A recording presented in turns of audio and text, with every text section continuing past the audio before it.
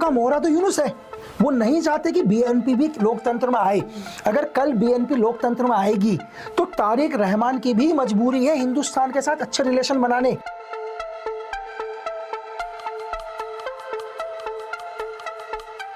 बांग्लादेश के आम चुनाव में तारिक रहमान की पार्टी बीएनपी ने प्रचंड जीत हासिल की है।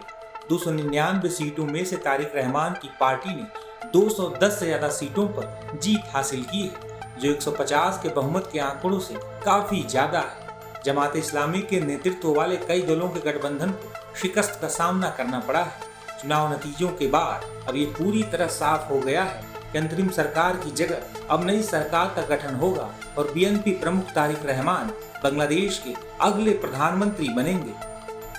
गौरतलब है कि बांग्लादेश चुनाव से लगभग 1 महीने पहले रॉ के पूर्व जासूस लकी बिश्त ने तारिक रहमान और मोहम्मद यूनुस पर कई दावे किए थे। टाइम्स नाउ नवभारत से बातचीत के दौरान लकी बिश्त ने क्या क्या दावा किया था, सुनिए। तो बांग्लादेश के मामले में आप कह रहे हैं कि ये हमें भड़कना नहीं है, हमें उकसावे में नहीं आना है। हम तो क्या स्टैंड होना चाहिए? स्टैंड ले रहे हैं मैम, स्टैंड तो कर रहे हैं ना।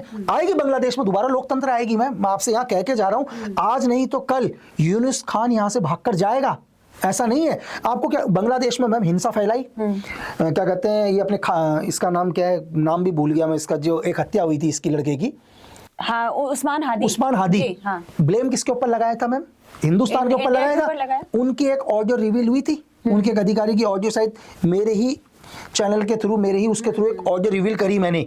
वो ऑडियो रिवील करी तो बांग्लादेश के लोगों को पता चला कि यार हमारे नेता को मरवाने के पीछे आईएसआई और यूनुस खान था। अगले दिन क्या हुआ मैम, उमर हादी ने प्रेस कॉन्फ्रेंस किया और अनाउंस किया कि मेरे भाई के बताए ना मैम। तो हमारा चाहे बेशक हमें 2 या 3 दिन लगे, 4 दिन लगे, लेकिन हमने सच्चाई दिखाई ना कि इन्होंने ही अपने नेता को मारा और ब्लेम हमारे ऊपर लगाया है। वो इलेक्शन टालने के इलेक्शन को टालने के लिए आगे मैम। तो आप एक भविष्यवाणी कर रहे हैं जो आपने नेपाल के संदर्भ में की थी। आप लोकतंत्र लाने की बात तारिक रहमान कर रहे हैं, तो आप ये प्रेडिक्शन कर रहे हैं कि तारिक रहमान बांग्लादेश के अगले प्रधानमंत्री हो सकते हैं? मजबूरी है मैम। देखो बांग्लादेश चाहता नहीं है, यूनुस खान कभी नहीं चाहता कि तारिक रहमान प्राइम मिनिस्टर बने, ना सीआईए चाहता है। लेकिन मैं आपको थोड़ा सिनेरियो समझाता हूं। मैं बांग्लादेश के अंदर 2 बड़ी पार्टी है, एक है अवामी लीग, बीएनपी, ठीक है मैम। एक्चुअली क्या है, 35% जितने भी वोटर्स हैं बांग्लादेश के, वो किसके साथ है? अवामी लीग के साथ है। 35% वोटर किसके साथ है? बीएनपी के साथ है। अवामी लीग चुनाव लड़ नहीं रही, अवामी चुनाव नहीं लड़ रही। तो अब जो वहां की जनता है, पिछले 15 साल से जनता शांत थी मैम, पब्लिक थी, पीस था, बहुत अच्छा संबंध है हमारे बांग्लादेश। तो आज भी बांग्लादेश के मैम 90% लोग जो है वो लोकतंत्र ही चाहते हैं। अब यूनुस क्यों इलेक्शन आगे कर रहा था? यूनुस खान क्यों इलेक्शन आगे कर रहा था? सीआईए क्यों इलेक्शन आगे कर रहा था? MI6, क्योंकि उनका मोहरा तो यूनुस है। वो नहीं चाहते कि बीएनपी भी लोकतंत्र में आए। अगर कल बीएनपी लोकतंत्र में आएगी तो तारिक रहमान की भी मजबूरी है हिंदुस्तान के साथ अच्छे रिलेशन बनाने। इसके संकेत उन्होंने दिए है ना मैम। तो अब ऐसा नहीं है कि यूनुस खान दुनिया को कितना भी दिखाए, उसकी मजबूरी है इलेक्शन कराना, उसकी सबसे बड़ी मजबूरी है। तारिक रहमान प्राइम मिनिस्टर बनेगा तो यूनुस खान नहीं चाहता। ये लोगों को समझना चाहिए मैम। देखो हमारे को कोई मतलब नहीं है मैम, हमारी तरफ से चाहे तारिक रहमान इलेक्शन जीते, हमारे लिए एक लोकतंत्र वहां बहाल हो फिर से, और एक प्रधानमंत्री ऐसा हो जो भारत के साथ अच्छे संबंध रखे, ये तो हमारे लिए जरूरी है। हाँ, नहीं मैम, सबसे पहले बांग्लादेश का भला हो। एक्चुअली बांग्लादेश का अच्छा भला तो हो ही, क्योंकि ये उनके हित की बात है। उनके हित की बात है मैम। उनका भला कैसे होगा मैम? जब अपने पड़ोसी स्टेट से अच्छा रखेगा तो बांग्लादेश जब अपना भला चाहता होगा तो पड़ोसी राज्यों के साथ तो उसका अच्छा बनाएगा ना मैम। अब अमेरिका तो नहीं आएगा ना वहां से, पहले पड़ोसी ही काम आएगा। अमेरिका तो नहीं आएगा। अमेरिका तो कैसे यूज करेगा, या डीप स्टेट या MI6 कैसे यूज करेगा? जैसे यूक्रेन का यूज किया। अभी यूक्रेन के अंदर मैम वॉर खत्म हो जाए तो मैं कह रहा हूं कि कम से कम 20 से 40 साल लग जाएंगे मलबा उठाने में यूक्रेन का। इतना यूक्रेन के अंदर इतना मलबा आ चुका है, इतना मतलब इतनी बिल्डिंग है, इतनी तबाही हो चुकी है वहां पर। तो आप कह रहे हैं फरवरी में जब चुनाव हो जाएंगे तो बांग्लादेश में शांति बहाल हो जाएगी और हमारे रिश्ते फिर से बांग्लादेश में वैसे ही हो जाएंगे जैसे शेख हसीना के समय थे? जी मैम, देखो अच्छे रिलेशन होंगे, शांति होगी और आने वाले टाइम में मैम कभी ना कभी दोबारा, क्योंकि चाहे कितना भी प्रतिबंध लगा दें अवामी लीग के ऊपर, शेख हसीना दोबारा गवर्नमेंट में आएगी मैम। अच्छा, ये भी आप प्रेडिक्शन कर रहे हैं? मैं प्रेडिक्शन नहीं मैम, मैं कह रहा हूँ। नहीं, आपके प्रेडिक्शन सही होते। आप नोट करके देखो मैम, चाहे 5 साल के बाद, चाहे कभी भी ये गवर्नमेंट दोबारा आएगी। जनता की आवाज को सिर्फ दबाया जा रहा है मैम इस टाइम। कल आप इलेक्शन करवा दो मैम, कल आप शेख हसीना की पार्टी से प्रतिबंध हटा दो, कल दोबारा आवामी लीग आ जाएगी मैम। और शेख हसीना भारत से जाएंगी कैसे?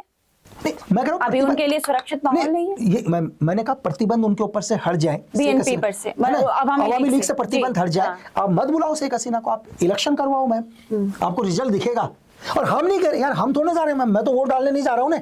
आप ढाका गए थे अभी हाल में? नहीं अभी मैम ये तो मैं नहीं कह पाऊंगा कि बांग्लादेश गया, लेकिन वोट डालने तो मैं नहीं जाऊंगा ना। मैंने पूछा अभी ढाका गए थे आप हाल में? मैं अभी तो मुझे नहीं, अभी तो मैं यहीं पर हूँ इंडिया में फिलहाल। अच्छा। तो मैं तो इलेक्शन में इलेक्शन तो आज भी बांग्लादेश की जनता डालेगी ना मैम।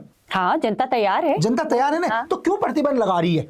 चलो गवर्नमेंट मैम चाहे क्यों प्रतिबंध लगा रही है, चलो तुम वो शेख हसीना को नहीं चाहते कि दोबारा अवामी लीग आए, इसलिए उसके चुनाव लड़ने पर ही प्रतिबंध लगा दिया गया। बिल्कुल, लेकिन ये क्यों? उन्हें बांग्लादेश से मतलब नहीं है मैम, हिंदुस्तान को डिस्टर्ब करना। क्योंकि शेख हसीना के साथ हमारे अच्छे रिश्ते थे, अच्छे रिलेशन थे। हिंदुस्तान धीरे धीरे तीसरी अर्थव्यवस्था बनकर उभर रहा था। पड़ोसियों को डिस्टर्ब कर देना मैम, यही प्लानिंग। और ये प्लानिंग 2-4 दिन की नहीं होती, मैं अभी भी कह रहा हूं मैम, कई सालों की प्लानिंग होती है। करीब 20 सालों बाद एक बार फिर बीएनपी सरकार बनाने जा रही है और बांग्लादेश की पूर्व प्रधानमंत्री खालिदा जिया और पूर्व राष्ट्रपति जियाउर रहमान के 60 साल के बेटे तारिक रहमान प्रधानमंत्री बनने जा रहे हैं। 35 सालों बाद बांग्लादेश में कोई पुरुष प्रधानमंत्री बनने जा रहा है, क्योंकि साल 2024 के तख्ता पलट के पहले तक बांग्लादेश में 2 ही महिला नेताओं का राजनीतिक दबदबा माना जाता था। एक थी तारिक रहमान की मां खालिदा जिया, जिनका बीते 30 दिसंबर को निधन हो गया था। वहीं दूसरी महिला शेख हसीना, जिन्हें साल 2024 के अगस्त महीने में प्रधानमंत्री रहने के दौरान ही बांग्लादेश से अपनी जान बचाकर भागना पड़ा था। उनका मोहरा तो यूनुस है, वो नहीं चाहते कि बीएनपी भी लोकतंत्र में आए। अगर कल बीएनपी लोकतंत्र में आएगी तो तारिक रहमान की भी मजबूरी है हिंदुस्तान के साथ अच्छे रिलेशन बनाने।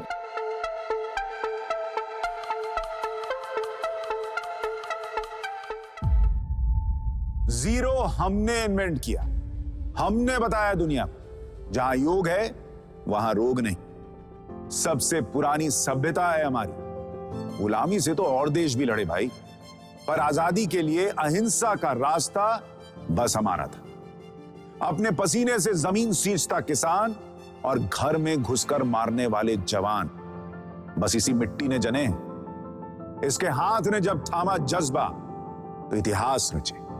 कदम बढ़ाए तो चांद का वो हिस्सा चूमा भाई, जहां कोई कभी नहीं पहुंचा। आज पूरी दुनिया में शान से लहरा रहा है तिरंगा, और इसके पीछे है गर्व से भरी अनगिनत कहानियां जो लिखी जा चुकी हैं और लिखी जा रही हैं, जिन्हें मैं सुनाऊंगा राष्ट्रगर्व रोज शाम 6:25 पर।